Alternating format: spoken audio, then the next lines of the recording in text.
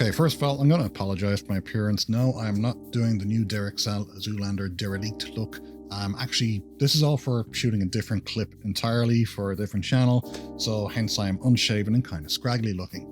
But besides that distracting point, we're going to do a video today. Since we're all waiting on the Max 2, we're actually going to look at the GoPro Hero Fusion, a camera you should not buy, by the way. Don't buy it because the app's not that great with it as far as stabilization goes. The desktop app is out of date, buggy, never been fixed, so yeah, don't buy one of these. But if you happen to own one of these, there's a really cool trick that this camera can do that you can't really do with the GoPro Max, especially on Windows, and that's update Google Street View. So guess what, folks? We're going to look at the GoPro Fusion here today, and we're going to show you how you can upload your images and videos to Google Street View easily and quickly. So sit back, relax, and enjoy. This is DemonView.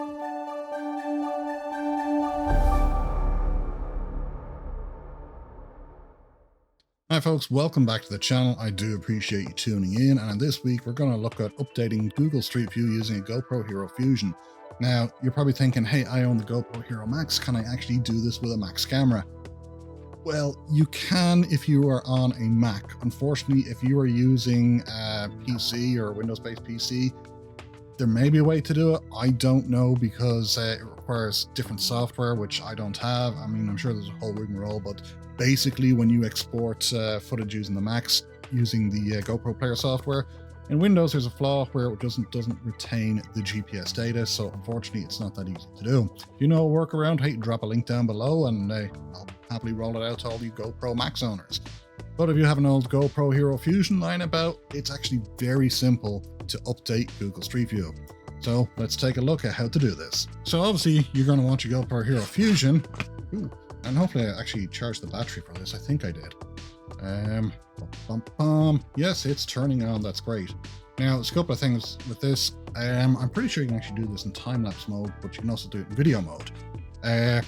The difference being that it's all about file size and rendering. For those of you with GoPro Fusion Studio still active on your PC, you know that it's a slog to kind of encode the video files if you've actually recorded it as a video file, whereas you do a time-lapse, it's actually much quicker. I'm talking time-lapse video here, not time-lapse photos. So anyway, what you want to do is turn on your GoPro. Obviously, let's do a GoPro video mode probably. And what we have to do is we have to wait for GPS lock to be acquired. We'll basically wait. Now we're indoors at the moment, so it's not going to be that quick to acquire the GPS lock. And yeah, still hasn't done it yet. Now, usually it doesn't acquire GPS lock indoors, so you want to make sure you turn this on outdoors, acquire the GPS lock. Once you've acquired the GPS lock, I usually give it like a minute or two before I start recording. But once the GPS lock is acquired, yep, just start recording as normally, and we'll take a look then at the next step. Okay, so next step is you start driving. You have a nice 360-degree view of your car as you're driving along. I usually mount on the roof of my car, and this is the exact setup I use when I'm actually updating Google Street View. I use this kind of double magnetic mount, which I made myself. I can leave all the links down below for what I did, but basically these are the parts that are going to magnetically attach to the roof of your car. You want it on the roof because you don't want like to put on the hood or something and have the rest of your car just blocking the view. You want it as high as possible. The fact that I have this elongated piece here means that we're not going to get a camera stitch line if I just mounted it directly on the roof using one of these mounts here. So I like to have it away from the mount. And then I always use double magnets like this. If you have, let's just say, this single mount on it, well, as soon as you start driving, wind resistance is just going to cause that to topple over. By using these double magnetic mounts, when you have wind resistance pushing on this, it's because of leverage, it's not going to be able to push back because it's got this second magnet here and it's got this first one kind of pulling it down. So yeah, I've been in some crazy situations driving the legal speed limit, of course, but when it's very windy out, and believe me, this mount is not going to go anywhere. Now, word of note, if you mount it on the side of your car and it's hanging down like that, yes, it is possible it could fall off like that because you don't have an extra leg here to stop that from happening. So yeah, roof of your car, get this fella mounted like that. And I actually have another mount at the front of it if I want to put like my normal GoPro camera, the non-360 Hero 11 or Hero 12 there, so I can just get, you know, double the footage. So this is what I drive around with, and then afterwards it's just a simple case of stopping your camera and offloading the footage. Now, one of my very earliest videos was the best way to work with GoPro Fusion Studio. I don't, under any circumstances, insert a USB cable and start trying to render the footage from the camera. Far too slow. That is going to slow down your rendering time massively. Instead, I take the SD cards out of the camera and create a folder on my SSD, one for the front SD card and one for the rear SD card. Put them both in the same folder, and therefore it's on the SSD directly, and when you go to render your footage and stitch it all together from there, it's going to be massively faster than trying to plug in a USB cable and do it from the camera, because you get the bottleneck speeds from the camera. So not good. Make sure you copy your footage directly over to the PC before you stitch it together. Now, one more thing to note, you probably want to know what best settings to use on your camera. Question I really hate. But for this, I'm running the beta firmware 2.0 on this camera. For those of you who remember, this was one that was kind of launched right before the whole, well, GoPro just gave up on the Fusion. So with the beta firmware, I can record in 5.6K 24 frames per second, but honestly, I would just use the 5.2K 30 frames per second. It's not really going to matter quality boost wise. You're not going to notice much difference. So if you still have the 1.8 firmware and the max you can do is the 5.2K at 30 frames per second, that's absolutely fine.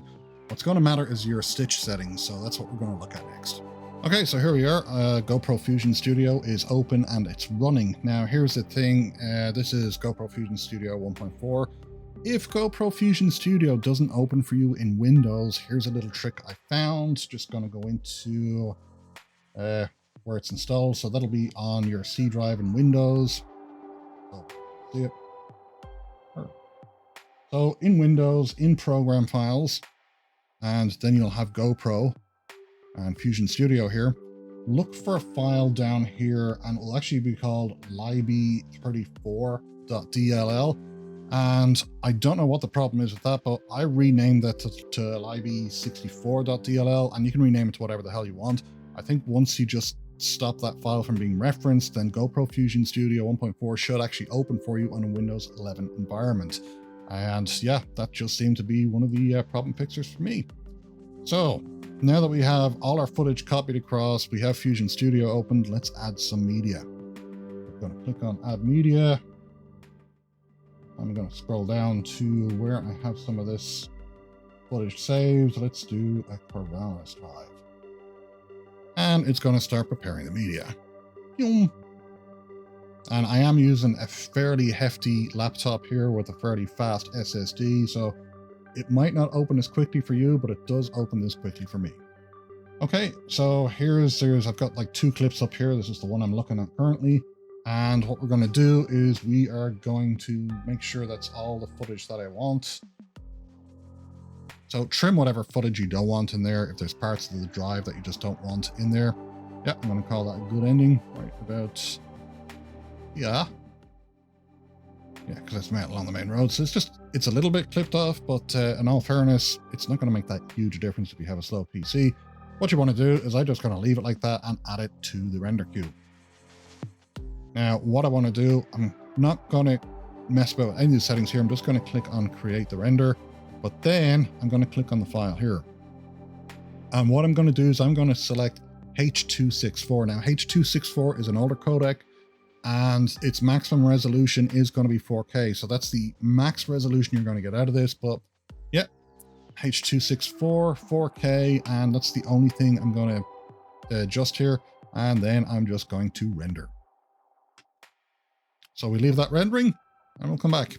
Okay, this is just a little bonus piece of footage, and I'm sorry if there's a big delay here, but that's to be expected with GoPro Fusion Studio. It is fairly processor heavy and it doesn't use the GPU as far as I remember, but you can see how slow it is to actually stitch a clip. And you have to remember, this is a time-lapse clip that I've actually picked. So this is actually much smaller than most clips. If you record an actual long drive, you're best leaving this footage to render overnight on a PC instead of, during the day when you actually want it to work.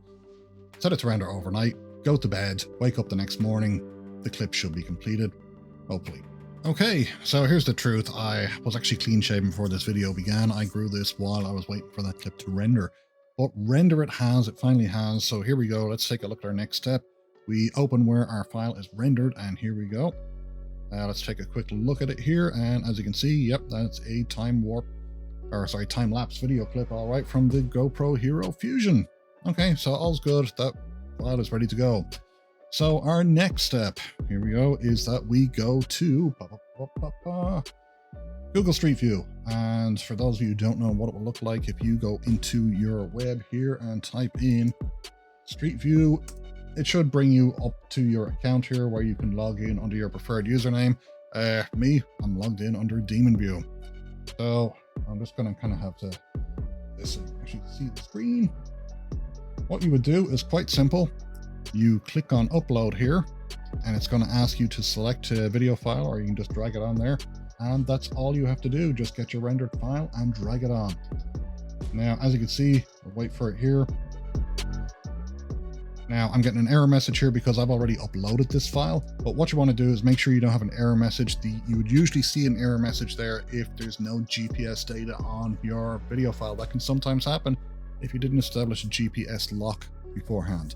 But after that, if everything's okay, just click OK. We'll upload that file, and, you know, depending on your upload speeds, that's it. That is how you update Google Street View using your GoPro Fusion. So, what does it look like? Well, here we go. I've got Googly open here, and what I'm going to do is just kind of click my little man here and drag him down and place him on the road here. Pretty dark morning, as you can see, and oh my gosh, whose car is that? Well, that's actually the pickup I'm driving. Needs a wash, but as you can see, yeah, that is footage that I've uploaded to Google Street View from my GoPro Hero Fusion. I'm going to cross over the road here. Sometimes you can, sometimes you can't, but yeah, that's exactly what it will end up looking like. And you can see that there was, actually you can't because my picture's in the way here. If you look here, that was uploaded on July 19th. So yeah, it's been there a while, but yeah, it's about time I actually went and uploaded more footage to Google Street View. In fact, can I do this? Oh, usually I had more there. Let's go back into here for a second. Yeah, there we go. That's one that I did on May 23rd, and that is from my Isuzu. Now, I did something a little bit cheeky here. I now actually have a magnet on the roof of my car with the DemonView logo. So yeah, I think possibly today or tomorrow I might go and update Google Street View again. Typical thing you see in Portland, a burnt out crashed vehicle. But yeah, I think I'll go out, update Google Street View, and maybe I'll stick a logo here as well and have just logos all over the roof of my vehicle. That might be fun. So I'm not saying you should update Google Street View for nefarious tasks, for, you know, kind of making fun of things, or dressing up like a pirate, or having all your friends dress up in fancy dress and go along and update Google Street View. But, you know, if that happened to happen, especially coming up to Halloween, you could really have some fun. Now, I will say this, if you're updating Google Street View, if you kind of like say, right, I'm going to watermark this or something, chances are it might not get uploaded, because Google Street View does actually check to make sure there's no like huge amounts of writing on that. You're not supposed to edit the photos that you upload either. You know, I mean, I've seen a lot of people do like artistic looking photos, have that HDR in it and everything, which you're not supposed to do. It's supposed to be kind of like a realistic look so people can actually navigate. But yeah, Google Street View, you can still update it using the GoPro Hero Fusion, and it's actually quite simple, but it's not fast.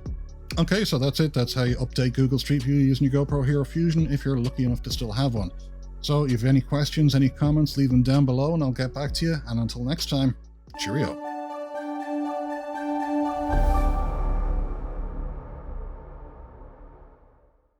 Channel memberships. You've seen them on other channels. I have them on mine. Channel members get behind the scenes footage, bonus content, early access to videos, exclusive access to live streams, and they also get a producer credit. So you might want to check out the memberships if you want to be even more involved with the production of these videos. Think about it. If it's a business that you're running, if you're a creator yourself and you want more exposure, channel memberships are the way to go. So hey, think about joining today. I'd really appreciate it.